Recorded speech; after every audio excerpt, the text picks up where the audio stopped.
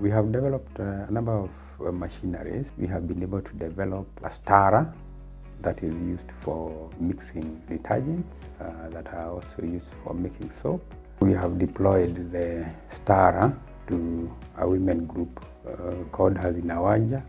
We have also been able to make a decorticator, and this is an equipment that is a machine that is used for processing fiber. We have also made a briquetting machine. This is a technology that has been very useful in helping SMEs that are making briquettes, and they were making briquettes by hand. It's been very useful in making briquettes that are obtained from carburized or carbonized coconut shell. Aside from that, we have made other equipment, like we have made a soap mold, very important in improving the quality of soap.